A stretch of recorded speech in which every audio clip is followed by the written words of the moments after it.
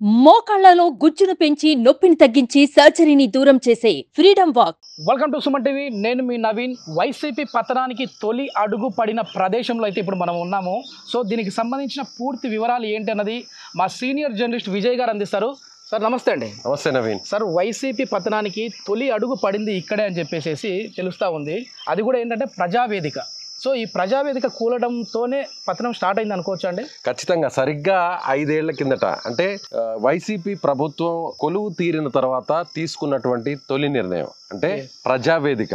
ప్రజావేదిక అంటే ప్రజలందరూ అక్కడికి రావడం. అప్పటి వరకు కూడా 2014 నుంచి 2019 వరకు తెలుగుదేశం పార్టీ పరిపాలనలో ఉంది. ఆ టైంలో ఎవరైతే ప్రజలు నేరుగా ముఖ్యమంత్రికి కావచ్చు, లేదంటే ప్రభుత్వానికి కావచ్చు, తమకు సంబంధించినటువంటి సమస్యలను అర్జీల రూపంలో లేదా వేరే రకాలుగా తీసుకొచ్చి నేరుగా అక్కడ ఇవ్వడానికి ఒక వేదికను ఏర్పాటు చేశారు. ఈ ప్రజావేదిక కూల్చడానికి కారణం ఏంటి సార్? అంటే ఇప్పుడు ముఖ్యమంత్రి గారితో అది ఎవరైనా కావచ్చు, అంటే ఆ ప్రభుత్వం అధికారంలో ఉన్నా ఇంకో ప్రభుత్వం అధికారంలో ఉన్నా ప్రజలు అనే వ్యక్తులు ముఖ్యమంత్రితో అనుసంధానం అవ్వడానికి, ఇక్కడ ఏదైనా సమస్యలు ఉంటే చెప్పుకోవడానికి అనేసి ఇది పెట్టారు. దీన్ని కూల్చడానికి ప్రధాన కారణం ఏంటి? అంటే చాలా రోజులు ఇబ్బంది పడ్డారు. ముఖ్యంగా చంద్రబాబు నాయుడు గారు అప్పుడు 2014 విభజన జరిగిన తర్వాత, ఆయన ముఖ్యమంత్రి అయిన తర్వాత కనీసం ఉండడానికి అధికారిక నివాసం లేదు, సరైనటువంటి భవనాలు లేవు. అయినా కూడా ఆయన ఒక రకంగా చెప్పాలంటే చెట్టు కింద ఉండి పాలన చేసినటువంటి పరిస్థితులు అప్పుడు ఉన్నాయి. ఆ తర్వాత ఆయన వెహికల్లోనే ఉండి అప్పటి నుంచి నేరుగా అంటే 10 ఏళ్ల వరకు కూడా హైదరాబాద్ ఉమ్మడి రాజధానిగా ఉన్నప్పటికీ కూడా కేవలం చంద్రబాబు నాయుడు గారు ఆయన ఒకే ఒక నిర్ణయం తీసుకున్నారు. సొంతంగా మనం మన కాళ్ళ మీదే నిలబడాలి, వెంటనే రాజధాని నిర్మించాలి అనేటువంటి ఉద్దేశంతో ఇక్కడ మన వెనక కనిపిస్తున్నటువంటి ఈ ప్రాంతంలోనే ప్రస్తుతం అప్పుడు కూడా మనం చూస్తూ ఉన్నాము. చాలా వరకు మొత్తం అంతా కూలిపోయింది. ఇక్కడ ఏంటంటే ఇప్పుడు సెక్యూరిటీ జోన్ లాగా పెట్టేసేసారు. సో ఎవరిని అయితే అనుమతించట్లేదు. అంటే ఎవరైనా నవీన్ ఒక విషయం చెప్పాలి. పూర్వ వైభవం వస్తుందా సార్? ఒక మాట మాట్లాడిన తర్వాత మీరు మళ్ళీ కంటిన్యూ. రైట్, ఓకే నవీన్, మనం చూడొచ్చు, ఒకసారి చూపిద్దాం మనం వ్యూవర్స్ కూడా. ఇద్దండి ఈ బిల్డింగ్ వెనకున్నటువంటి ఆ భవనం లోపల ఉన్నటువంటి ఏవైతే శిథిలాలకు సంబంధించినవన్నీ కూడా కనిపిస్తున్నాయి. మొత్తం అంతా కూడా ముళ్ళ పొదతో నిండిపోయింది. అంటే ఎవరైనా ఏ ప్రభుత్వం కొలువు తీరినా కూడా ఒక మంచి కార్యక్రమాన్ని చేయాలి, ఒక మంచి పని చేసి శుభంగా మనం ముందుకు వెళ్ళాలి అని అంటారు. కానీ 2019లో ఒక మంచి మెజారిటీ ఇచ్చినటువంటి వైసీపీ ప్రభుత్వానికి జగన్మోహన్ రెడ్డి సీఎం అయిన తర్వాత ఆయన తొలిసారిగా ఆయన పెట్టినటువంటి ప్రెస్ మీట్ లో ప్రజావేదికను కూల్చేస్తున్నాం అంటే చంద్రబాబు నాయుడు గారి నివాసానికి పక్కనే ఉన్నటువంటి ఈ బిల్డింగ్ ని కూల్చేస్తున్నాం. తొలి పనే ఒక రకంగా చెప్పాలంటే కూల్చడంతో ఆయన మొదలు. ఇప్పుడు అందుకే ఆ కూల్చడం మొదలైంది కాబట్టి పార్టీని కూడా పూర్తిగా కూల్చేశారు అని కూడా ఇప్పుడు మనం చూస్తా ఉన్నాము. సో అసలు అంటే మళ్ళీ ఇక్కడ పూర్వవైభవం వస్తుంది అనుకోవచ్చు. ఖచ్చితంగా అండి. అంటే మొదటి నుంచి కూడా చంద్రబాబు గారు ఆయన ఒక విజనరీ లీడర్ అని అందరూ కూడా చెప్తుంటారు.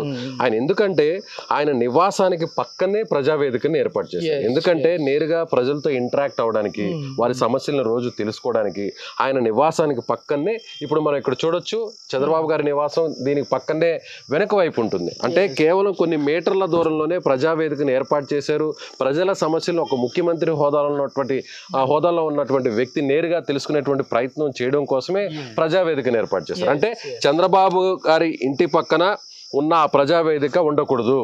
ఇక్కడ కొద్దిమంది స్థానికులు అయితే ఉన్నారు, వారి అభిప్రాయం కూడా తీసుకుందాము. సార్ నమస్తే అండి. మీరు గతంలో వచ్చారా? ప్రజావేదిక ఉన్నప్పుడు చూసారు? ఎట్లా ఉన్నారు సార్ అప్పుడు? ప్రజావేదిక అంటే అసలు అంగరంగ వైభవంగా ప్రజల యొక్క ఇబ్బందులు గుర్తించడం కోసం ప్రజావేదిక అనేది ఆ రోజు ఏర్పాటు చేసి ఉన్నారు. కానీ జగన్మోహన్ రెడ్డి గారు రావటం వల్ల అటువంటి పరిస్థితి లేకుండా పోయింది. అక్కడే కాదు, ఎక్కడా కూడా వెళ్ళి అసలు ప్రజల్లో వెళ్ళి ముఖ్యమంత్రికి చెప్పుకునే పరిస్థితి లేదు అసలు ఎక్కడ కూడా మన ఆంధ్ర రాష్ట్రంలో. ఇప్పుడు ఎట్లా ఉండబోతుంది? మళ్ళీ ఇక్కడ పూర్వవైభవం కనబడుతుంది. బ్రహ్మాండంగా సార్, బ్రహ్మాండంగా. అలాగే ఎప్పుడైతే ప్రజావేదిక కూల్చి ఈ విధంగా తయారు చేశారో మరలా ముఖ్యమంత్రి చంద్రబాబు నాయుడు గారు అయ్యారు కాబట్టి మరలా ఈ కరకట్ట ప్రాంతం కానీ రాజధాని ప్రాంతం కానీ అలాగే ఆయనకి దగ్గరలోనే పెద్ద వయసు కాబట్టి ఎక్కువ దూరం వెళ్ళలేని పరిస్థితుల్లో దగ్గరగా ప్రజలకి ఉపయోగకరంగా ఉంటుంది. ప్రజలందరికీ కూడా మనం ఇబ్బందులు తొలగిద్దాం ప్రజావేదిక పెట్టారు చంద్రబాబు నాయుడు గారు.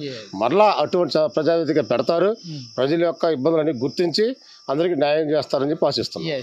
విజయ్ గారు, ఇంకా అంటే వైసీపీ మరీ ఇంత ఘోర పరాజయం 11 సీట్లకు పడిపోవడానికి, 151 స్థానాల నుంచి 11కు పడిపోవడానికి ఇంకా ఏ కారణాలు ఉన్నాయి? ఏం మైనస్ ఉంది? అంటే మైనస్లు మనం ప్రధానంగా ప్రస్తావించుకుంటే నవీన్, ఇప్పుడు ఇక్కడ లోకల్గా ఉన్నటువంటి వీళ్ళు పబ్లిక్ చెప్తున్న దాని ప్రకారం కూడా చూస్తే ఎవరైనా కూడా ప్రభుత్వానికి సంబంధించినటువంటి నిధులతో నిర్మించే ఎలాంటి భవనాలైనా సరే, అవి అధికారిక భవనాలు, అది వైసీపీ గవర్నమెంట్లో ఉన్న, టీడీపీ గవర్నమెంట్లో ఉన్న, లేదు వేరే గవర్నమెంట్ ఉన్నా కూడా అవి ఖచ్చితంగా ప్రజలకు సంబంధించినటువంటి ఆస్తులు అవి. కానీ అప్పుడు ముఖ్యమంత్రిగా ఉన్నటువంటి జగన్మోహన్ రెడ్డి తొలి కార్యక్రమాన్ని కోట్ల రూపాయల నిధులతో కట్టినటువంటి ఈ ప్రజావేదికను వెంటనే కూల్చేయడం, ఆ తర్వాత ప్రభుత్వ నిధులతో కట్టినటువంటి టిట్కో హౌసెస్ కావచ్చు, ఏదైతే టీడీపీ గవర్నమెంట్ లో ఉన్నటువంటి అన్నా క్యాంటీన్స్ కావచ్చు, అంటే తెలుగుదేశం ప్రభుత్వం ముఖ్యమంత్రిగా ఉన్నటువంటి చంద్రబాబు నాయుడు గారు కట్టించినటువంటి ఏవి కూడా తన కళ్ళ ముందు కనిపించకూడదు అనేటువంటి ఉద్దేశంతో దాదాపుగా 1000 కోట్ల రూపాయలతో నిర్మించినటువంటి ఆస్తులన్నింటినీ అక్కడ నిర్మానుషంగా వదిలేసినటువంటి పరిస్థితి. పేదలకి దాదాపుగా లక్షల మందికి ప్రతి నగరంలోనూ ప్రతి మున్సిపాలిటీలో కూడా అప్పుడు ఇల్లు నిర్మించినటువంటి పరిస్థితి. కానీ అక్కడ లోపలికి వెళ్ళనివ్వకుండా అంతా సిద్ధంగా ఉంది, ఇంకా లోపలికి వెళ్ళి ఆ ఇంట్లో గృహప్రవేశం చేసి వెళ్ళేటానికి సిద్ధంగా ఉన్నా కూడా వాటిని లోపలికి పోనీయకుండా అడ్డుకున్నారు జగన్మోహన్. నేను దాదాపుగా 50 నుంచి 55 నియోజకవర్గాల్లో పర్యటించాను సార్. సో అప్పుడు ప్రజల అభిప్రాయం కూడా ఇదే.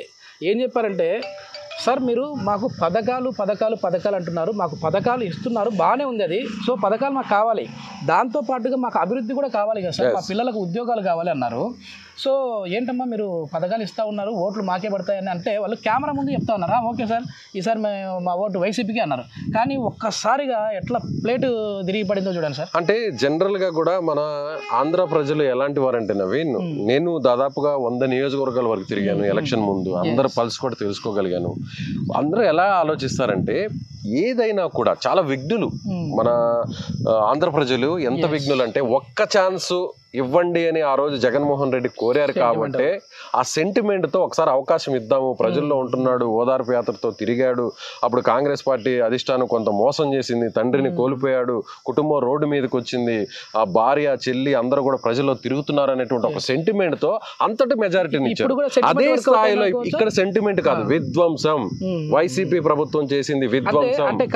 ఎక్కడా కూడా ప్రజా నిర్ణయానికి వ్యతిరేకంగానే అన్ని నిర్ణయాలు ప్రభుత్వాలు తీసుకుంటున్నాయి అనేటువంటి ఉద్దేశంతో ఈ ప్రభుత్వాన్ని అసలు ఉంచకూడదు అనేటువంటి ఉద్దేశంతో. నా డౌట్ ఏంటంటే అంత పెద్ద వయసున్న వ్యక్తిని జైలు పాలు చేయడం కావచ్చు, ఇదంతా కూడా ఒక మైనస్ అయిపోయింది. తర్వాత భువనేశ్వరి గారిని అసెంబ్లీ సాక్షిగా ఇట్లా మాట్లాడడము, అంటే మేము మాట్లాడలేదు అని చెప్పేసి వంశీ గారు చెప్తూ ఉన్నప్పటికీ అది అంటే ఒక మహిళను కించపరిచే మాటలు కావచ్చు. వంశీ గారు ఎవరైతే వల్లభనేని వంశీ గారు కావచ్చు, లేదంటే అంబటి రాంబాబు గారు కావచ్చు, అంటే అంత సీనియర్ నాయకుడిని, దాదాపుగా ఆయన 3 పర్యాయాలు ఆయన ముఖ్యమంత్రిగా పనిచేసినటువంటి వ్యక్తి, ప్రతిపక్ష నాయకుడిగా పనిచేసినటువంటి వ్యక్తి, అంటే ఒక రకంగా చెప్పాలంటే సౌత్ ఇండియాలోనే సీనియర్ మోస్ట్ లీడర్గా మనం చంద్రబాబు గారిని చెప్పవచ్చు. అలాంటి నాయకుడిని వయసులో కూడా గౌరవం ఇవ్వకుండా, అనుభవజ్ఞుడైనటువంటి నాయకుడిని కూడా పరిశీలించకుండా అలాంటి వ్యాఖ్యలు చేయడాన్ని మొత్తం పబ్లిక్ అంతా పరిశీలించారు. ఇక్కడ ఉన్నటువంటి స్థానికులతో మాట్లాడు, మీరు చెప్పండి, అంటే ఈ ప్రజావేదికతోనే ఒక రకంగా చెప్పాలంటే వైసీపీకి నాంది, అంటే పతనానికి నాంది ఇక్కడి నుంచి స్టార్ట్ అయింది అనుకోవచ్చా? 100% అండి. ఎవరైనా ముఖ్యమంత్రిగా వచ్చినప్పుడు మంచి పనితోటి ఎవరైనా కానీ స్టార్ట్ చేస్తారు. మంచి హృదయం గల వ్యక్తి మంచి పనితోటి స్టార్ట్ చేస్తారు. కానీ ఈ మూర్ఖపు ముఖ్యమంత్రిని ఇప్పుడు అంటున్నాం మనం, స్టార్టింగ్లో మనకు తెలియదు. మీరు అన్నట్లుగా ప్రజల్లోకి వచ్చారు, తండ్రిని కోల్పోయాడు అని అభిమానంతో ఒకసారి అని చెప్పి అడుక్కున్నాడు కాబట్టి ఓట్లేశారు. ప్రజావేదిక ఎప్పుడైతే కూల్చేశాడో అప్పుడే అతని పేరు మీద మూర్ఖపు ముఖ్యమంత్రి అని మాత్రం అనుకోవడం జరిగింది. చెడు పనితో మొదలు పెట్టాడు, ప్రతిదీ చెడుగా చేసుకుంటూ పోతున్నాడు. ఎక్కడ ఉన్నాయండి అభివృద్ధి? ఎక్కడ ఉంది?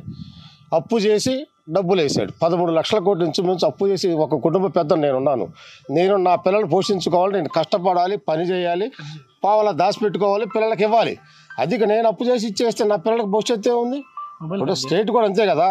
ఒక రాష్ట్ర ముఖ్యమంత్రి అని అంటే తండ్రితో సమానం, రాష్ట్ర ముఖ్యమంత్రి తండ్రితో సమానం. అటువంటి వ్యక్తి ఏం చేయాలి? కష్టపడి పని చేయాలి, పావలా పెంచాలి, అభివృద్ధి చేసి డబ్బులు ఇవ్వాలి. అది లేకుండా మీరు చెప్పండి, ప్రజావేదికని తిరిగి కట్టాలని మీరు కోరుకుంటున్నారా?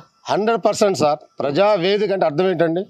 ప్రజలకు సంబంధించి సమస్యలు తెలుపుకునే వేదిక తప్పనిసరిగా ఉండాల్సిందే.